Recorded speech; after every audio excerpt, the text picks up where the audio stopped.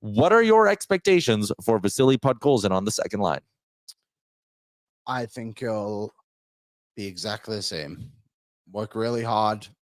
Maybe get some more chances towards the net.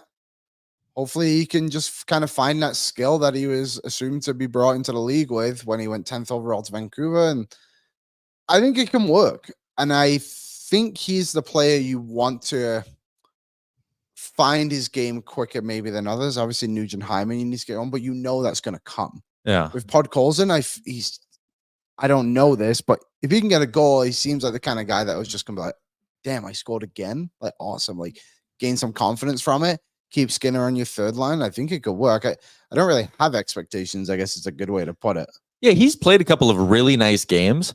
Yeah, he's done well. I am intrigued to see what he can do there. But I also know, like, it's not an intimidation thing, but like going up and playing with Leon Draisaitl can be difficult. He's a very good player. There comes pressure with that. Yeah. Do you always need to put the puck on his stick? Like, learning to play with him can be tough. Like, we've talked with Ennis about that too.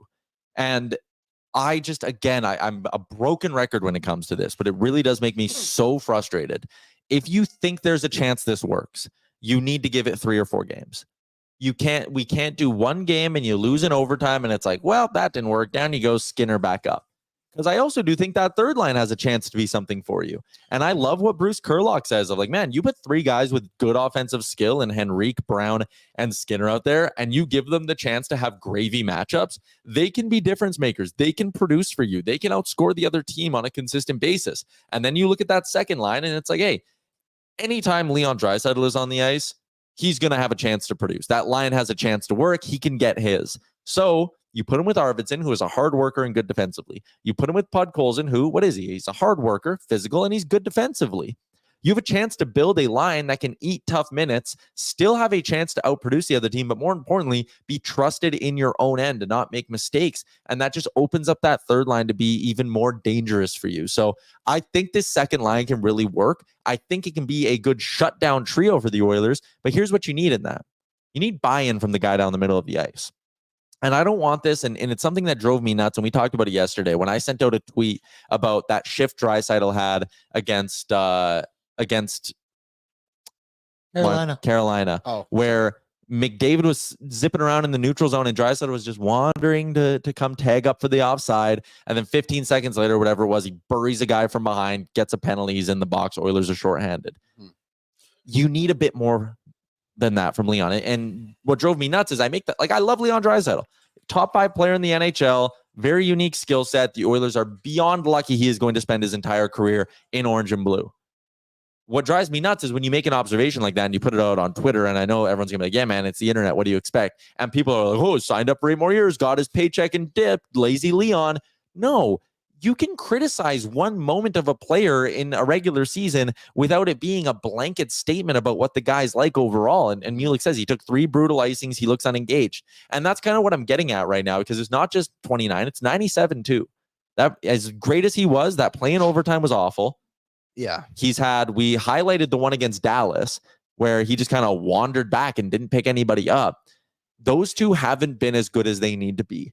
And I think this forward group has a chance to work.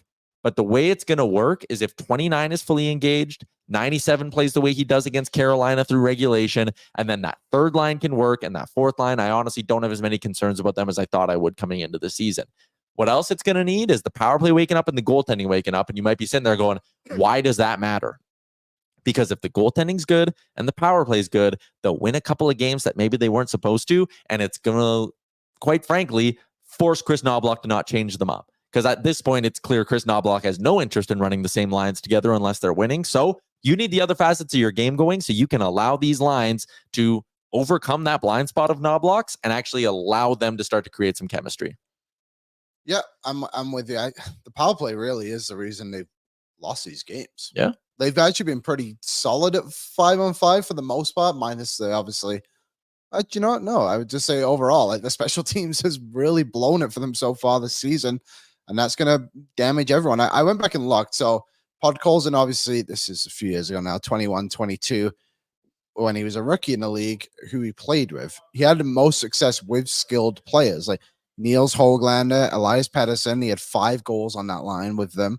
And then also his second best was with Bo Horvat and Alex Chason for what Chason's worth. He's still scored quite a few goals in the NHL. So he's proven in his time that he can play with these skilled players. I think it has just become a bit of a confidence thing with him. And if he can find his game, then the Oilers kind of found a solution from within.